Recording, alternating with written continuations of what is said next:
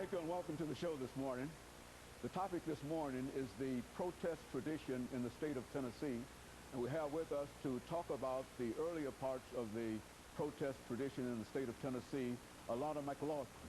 And of course, Alana, let me welcome you to the show this morning. Thank and you. I don't think that we have to tell our audience anything about you, because this is your second time being with us. And the last time you gave us such an excellent show that the fans that you claim that you got out there actually wanted us to bring you back. And of course, we're delighted to have you.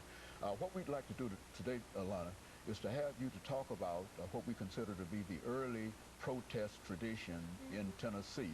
And we say that primarily because quite recently there was quite a bit of protest at the state legislature, and we want you to say something about an earlier period and talk about some of the individuals who were involved in protest earlier in the state of Tennessee.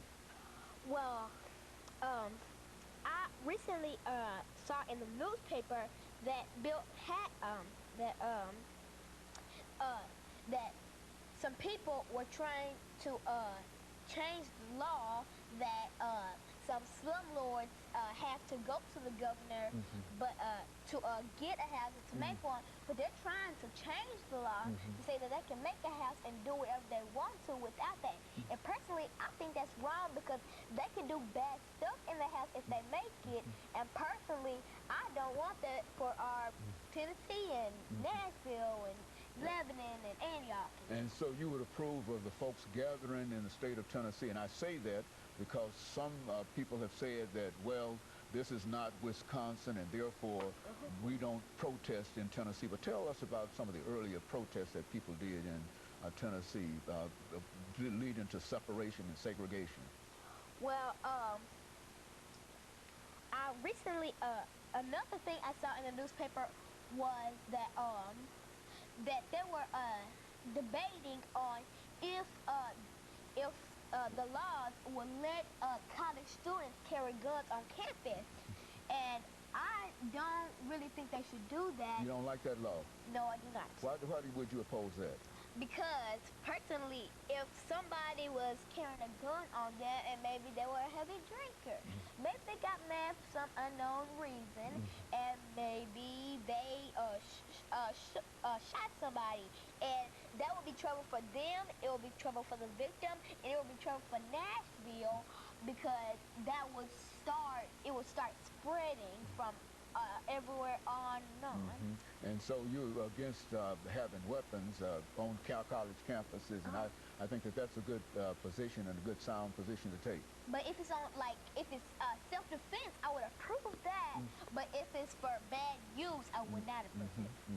Now, you know, there are a number of other things that have occurred dealing with the teachers' union. As a matter of fact, we've got some folks who are coming up after you to talk about the teachers' unions and unions, period. A gentleman from the AFL-CIO, as well as another activist like yourself. What do you think about the unions and teachers in this time? Well, I recently heard from you that Bill Haslam, our current governor, was trying to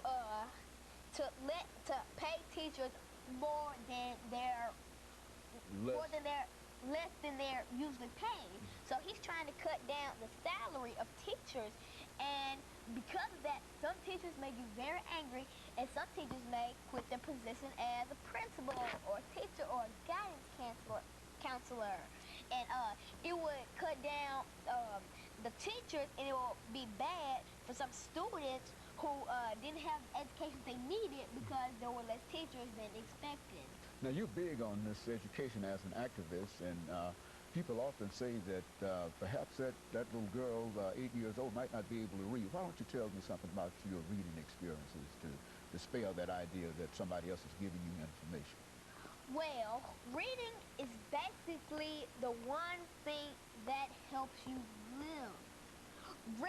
If you were in segregated times, such as Martin Luther King's time, let's say that there was a black and white area of drinking water. If you didn't know how to read, you would not be able to read that you weren't supposed to go to the white area, and you weren't supposed to do that, and God knows what the police would do to you.